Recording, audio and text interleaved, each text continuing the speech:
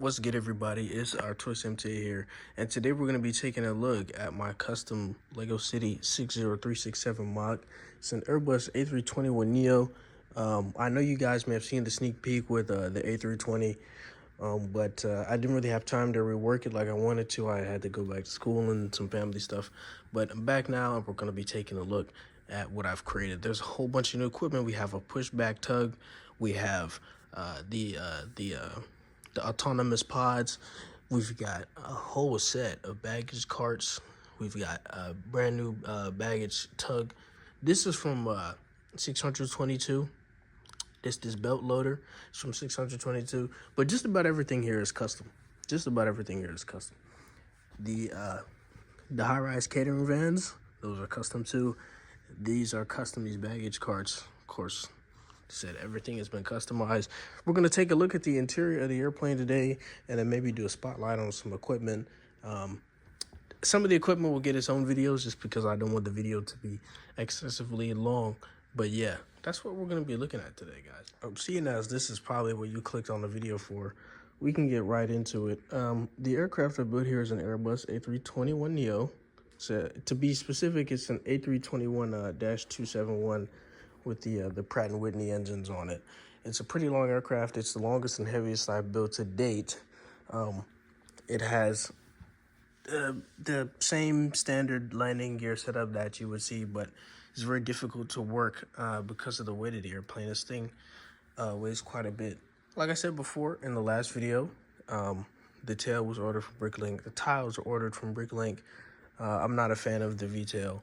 As much as I understand that Lego's a toy, you know, I still want mine to look a certain way, and as a result of which, it does. But I'm very proud of this guy. He's true to form, he's very realistic, even down to the window count and spacing.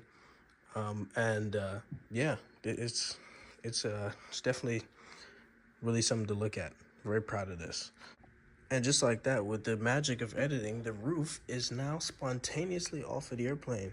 But we're going to take a look at the cabinet here. We got our first class, we have our premium economy, and then everything back is probably just economy or coach, whatever you want to call it. The aircraft has 2 galleys. They're not completely fitted out right now. It's just 3 stoves in each. Yeah, I didn't really get around to doing the interior design, at least for the galleys. But everything's tiled out in here. So there's grill plates in between every seat. And in the entryway doors, there's 2x2 tiles with jumpers, so that you can pose minifigures in there. So that, you know, if this were to be set up for a diorama, you'd be able to have people come up and go, oh, look, it's a person in the doorway. So removing the cockpit now. I couldn't fit the side sticks or the side yokes. I'm not sure. So I've heard both, but I couldn't fit these side sticks into the actual airplane. So what I've had to do is just pretend that they exist. But it uses the cockpit pieces, these 2x2 45-degree slopes that come with the set. But you know, the cockpit is pretty standard, simple design, nothing too crazy. And that's pretty much it for the interior of the airplane. The cargo space is still existing back there in the back, like it did before. And these seats will be filled up eventually once I get my hands on some more minifigures that look like passengers and not construction workers or astronauts, vice versa. That's all my Lego store has. So yeah, this is the interior of the aircraft. We got the cockpit, we have the main cabin, and it's different designations.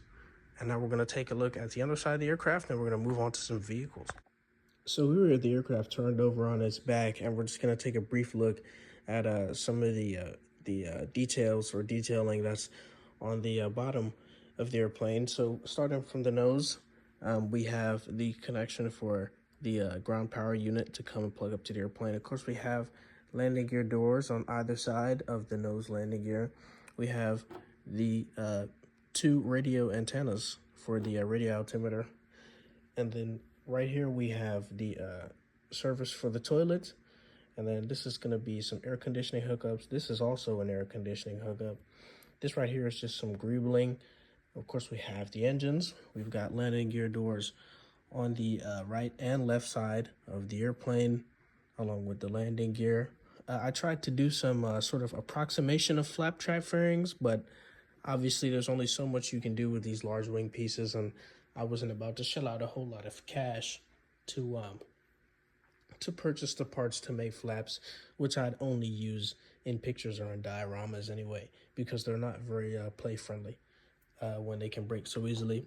Not much going on back here. We got another antenna for communication, and then there's the rear toilet depository exchange, and of course we have the protection for the tail for tail strikes, and then there's just the elevator. And if you want to look on the underside of this, there's going to be some lights and whatnot to shine on the logo of the aircraft.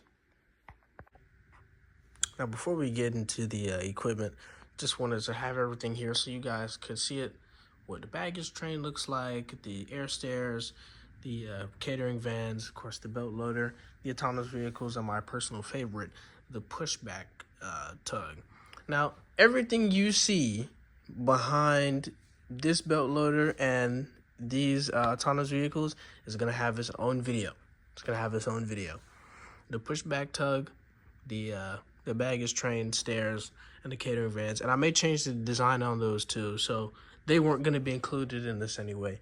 I don't want the video to be excessively long, so we're just going to take a look at one of these autonomous vehicles.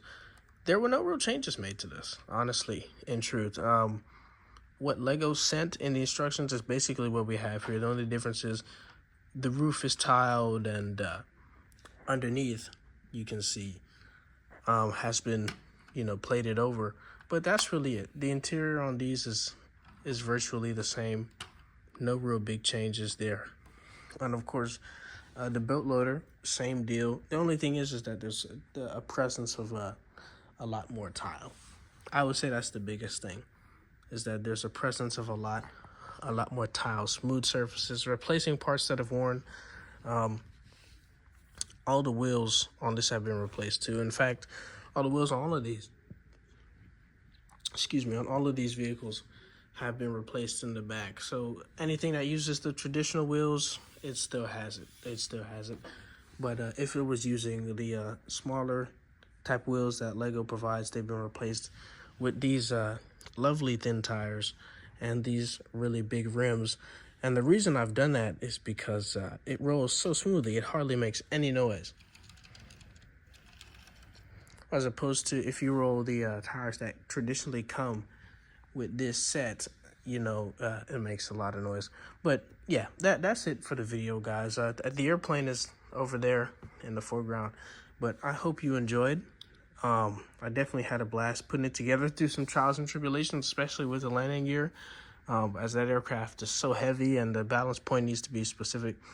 But yeah, new video on all this equipment that you see back here coming out soon. And thank you guys for watching. Make sure that you like and comment and hit the bell for that notification, because the algorithm is something. But yeah, hope you guys enjoyed. I'll catch you later. Take care.